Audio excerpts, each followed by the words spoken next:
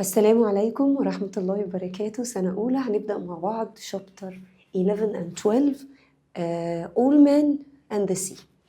يلا بينا هناخد مع بعض الكلمات نبص عليها. يلا بينا ناخد chapter in points. That night after a long day at sea, Santiago lay in the hot listening. نام بقى سانتياغو روح يرتاح كده to the soft sound of the sea of the waves, صوت الأمواج, with tired body and calm mind. وكالم ايه mind وعقله calm خالص. مانولين asked for a story about the lions. مانولين قال له احكي لي حدوته عن الأسود. سانتياغو spoke about the coast of Africa. سانتياغو قعد يحكي عن الشاطئ بتاع أفريقيا، والشاطئ بتتكتب بالإيه او ايه، لكن coast اللي هي التكلفة ما فيهاش ايه of Africa and lions playing freely on the beaches in the evening. والأسود بتلعب. Santiago described the lion as a strong, fearless and full of life. كائنات قوية مليانة حياة. Linking the dreams of lions to youth strengths. بيربطوا بالقوة بالشباب and freedom بالحرية. The next morning the skiff was prepared. حضروا القارب بتاعهم. Santiago moved slowly with hands. بدأ يتحرك بالراحة. Marked by scars but with the spirit still alive. وإيده كلها marks علامات من scars من الصيد وكده، لكن روحه is very strong. Santiago and Manuel sailed into calm water. مشوا في المية under bright sky. السماء الجميلة. while seabirds الطيور بتطير حواليهم. overhead and the smell of salt filled the air. ريحة البحر مالية الدنيا كلها. Manuel's line grew tight and Santiago warned against fighting the sea with anger. غضب. تمام. calling instead for patience. تمام. حذره قال له اوعى تغضب من البحر، اوعى خليك ايه calm، اهدى كده. The fish struggled fiercely. السمكة بدأت تحاربهم. silver لونها فضي and was lifted into the boat. وده رفعوها على القارب and carefully effort بمجهود. The afternoon passed with the small catch not a giant marlin. هي جابوا يعني اصطادوا بس مش مارلين، تمام، but enough to fill the boat، لكن ملوا القارب صيد and continue learning step by step. وفضل يتعلم. On the way back Santiago explained that the true battle is not only with the fish. الفكرة مش في السمكة، المعركة مش مع السمكة but with fear and weakness. اوعى تخاف، اوعى تضعف. حربنا الباتل بتاعتنا بتاعت الإنسان ضد ضعفه، ضد خوفه، ضد كسله. اوكي. In the village Santiago was seen as a teacher. الناس بدأت تبصله كمعلم as a teacher and a guide مرشد. and that night the lions returned. وبالليل برضو يحلم بالأسود in a dream as a symbol of hope. كرمز للأمل renewal and dignity. الكرامة والعزة والرفعة. طيب ناخد الأسئلة.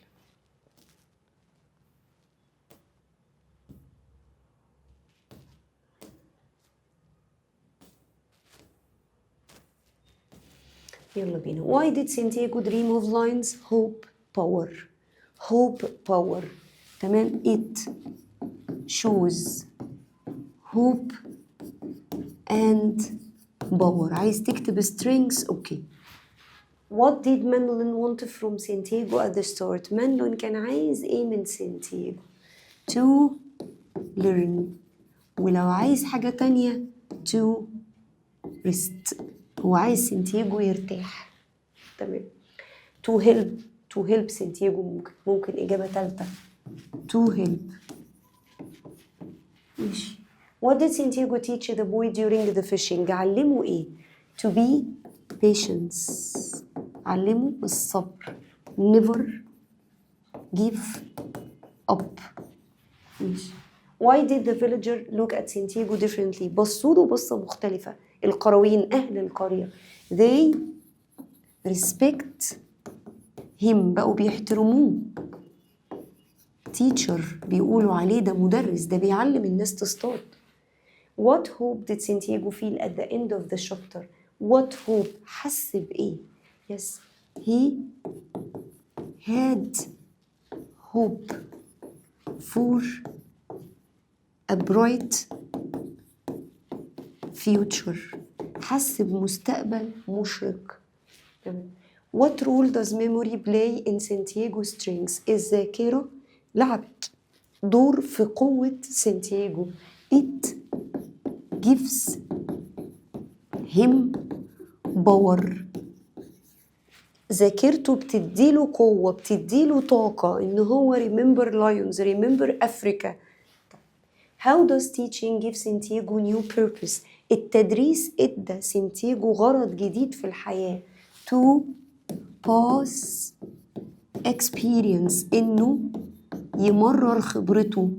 to teach Manolin. to teach Manolin. فده بقى عنده تارجت جديد في الحياة. What does Santiago sleep peacefully at the end؟ ليه نام في الآخر مرتاح؟ he won never give up. هو كسب في آخر الحدوتة، هو كسبان. How does the sea function as a teacher in the story؟ إزاي التيتشر البحر مدرس. it teaches them، علمهم patience، الصبر. Why does Santiago feel young in the presence of the lion؟ ليه بيحس إن هو شباب في وجود الأسود؟ it زي، عشان الأسود جمع. give him power and hope، عشان الأسود بتديله طاقة، قوة، بتديله أمل. How does silence play a role during the fishing journey؟ الصمت بيلعب دور. إيه هو؟ give them time to think، بيديهم وقت يفكروا. rest كنوع من أنواع الراحة. كل حاجة في الدنيا بيبقى فيها بريك وبنقف وإيه ونفكر. How does Manolin presence in the dream deepen the story message؟ وجود مانولين في الحلم، أحلم بالأسود قوة. ماشي، ها إيه اللي طلع مانولين في الحلم بتاعي؟ يبقى this is the future، ده هو المستقبل. hope، تمام، إن أنا في إنسان تاني هيكمل مسيرتي. Why is dignity emphasized more than success in the story؟ ليه الكرامة، العزة، الشرف أهم كتير من النجاح؟ يبقى never give up، تمام. work hard to achieve، عشان تحقق الديجنيتي، عشان تحقق ايه؟ الديجنيتي. طب why does Santiago focus on guiding rather than controlling Manolin؟ ليه بيحاول يوجهه، تمام، مش ان هو بيتحكم فيه. ليه؟ to make him strong، تمام، not depend، عشان ما يعتمدش on anyone. هو عايز الولد قوي، مش عايز الولد يعتمد على حد، فاهمين؟ فبيقولك علمني الصيد وما تدينيش سمك. The village was full of talk as people still gathered to see the great skeleton of the marlin. الناس كلها بتتكلم عن المارلين. okay? Shining in the sun, Santiago walked slowly to the beach with Manolin, showing no desire for praise. وهو مشي مع مانولين مش عايز حد يمدحه. desire اللي هو الإعجاب، الرغبة، سوري. no desire for praise، مش عندوش أي رغبة للمدح. كلمة يبقى desire رغبة، وبريز مدح، ما عندوش، مش حابب يعني إن الناس تقعد تمدحه كده. for attention، لجذب الانتباه.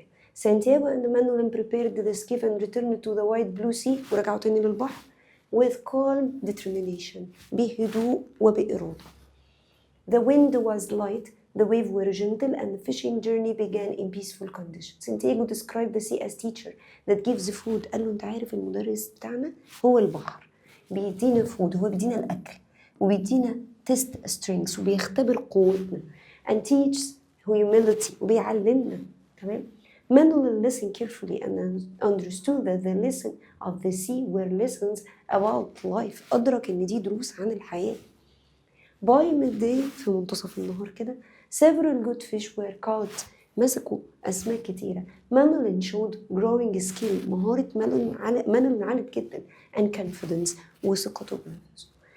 Santiago explained the true strength comes from courage. قال له القوة بتيجي من الشجاعة. السترينجز بتيجي من الكارج. learning تعلم and perseverance إصرار not from victory alone مش من النصر بس. تمام. The return to shore showed a change Mandolin and the dignified Santiago filled with quiet hope. بقى عندهم أمل كبير قوي. The story ended with dreams of vines. انتهت وهم بيحلموا بالأسود. The promise of renewal and the beginning of a new future. مستقبل جديد هيتفتح لهم هم. كمل. يلا. هي الكويستشن. السؤال الأول. What life lesson did Santiago teach the boy on his final trip? إيه آخر حاجة علمها له؟ never give up. dignity الكرامة. How did the boy show courage and growth? الولد إزاي بين الشجاعة؟ باين إنه he could catch well بقى بيعرف يصطاد كويس. Why did Santiago say he regretted nothing about the marlin? ليه سانتياغو بيقول أنا مش ندمان على موضوع المارلين ده خالص؟ ليه؟ he gain هو كسب منها respect احترام الناس بقت بتحترمه and dignity. How did the village view Santiago differently by the end? ازاي هم الناس الفيليجرز القرويين القرية وأهلها شافوه بطريقة مختلفة. they respect him بقوا بيحترموه. وهتعمل كده. teacher بقوا شايفينه as a kind of a teacher. Why do some people consider the ending a new beginning? ليه النهاية تعتبر بداية؟ a new hope better future مستقبل أحسن. تمام؟ طيب what does the resting moment on the boat symbolize؟ آخر لحظات الريست اللي هما بيقضوها في القارب بتدل على they won the race. هما كسبوا السباق مع الحياة. اتدربوا وتعبوا واجتهدوا never give up. ده وداهم للريست إن هما يرتاحوا. How does Santiago define defeat؟ سانتياغو عرف النجاح الهزيمة بإنها إيه؟ You can defeat when you have patience. أنت هتنجح لما يبقى عندك صبر and work hard وتشتغل بجد وجهد. What does Santiago call the sea؟ سانتياغو قال إن البحر إيه؟ سماه إيه؟ our friend. سماه صاحبنا بيدينا أكل و test our strengths. How has Santiago changed by the end of the story؟ سانتياغو اتغير في آخر الرواية. He became wiser. بقى حكيم أكتر. What does Mandolin sharpening hooks symbolize؟ مانولين كان شاربن بيحمي السكاكين بتاعته والحربة اللي بيصطاد بيها. A new future and hope. أمل جديد حياة جديدة وهيصطاد وهيكمل صيد. What is the significance of the boy sharing the dream؟ إيه أهمية إن الولد يبقى في الحلم؟ نفس الإجابة. أمل جديد وعلاقة جديدة. وهنا ممكن نقول كمان a strong يعني أنا هكتب دي وهزود هنا a strong relation علاقة قوية جدا ما بينه وما بين سانتياغو لدرجة إنه بيطلع له في الحلم. Why does the boy ask about regret؟ Why does the boy ask about regret؟ ليه بيسألوا عن الندم؟ تمام؟ to benefit عشان يستفيد from his experience عشان يستفيد من خبرته. فأنا بسأله ندمت؟ أنت ندمت على المارلين؟ Why is the future described as safe؟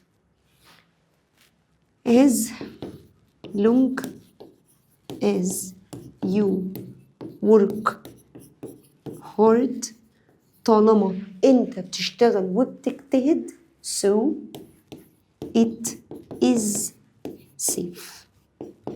فالمستقبل ماله في أمان وفي سلام. خلصنا الرواية. ربنا معاكم يا رب. خلاص الشابتر. معانا 11 و 12 ذاكرهم كويس جدا، لان احنا نجيب سؤال من اخر الروايه دي حاجه شائعه جدا في اخر السنه، تيجي يعني كتير قوي في التوجيه وكده بيجيب من اخر شابتر. بالتوفيق يا رب. عايزين اي اسئله انا معاكم. السلام عليكم ورحمه الله وبركاته.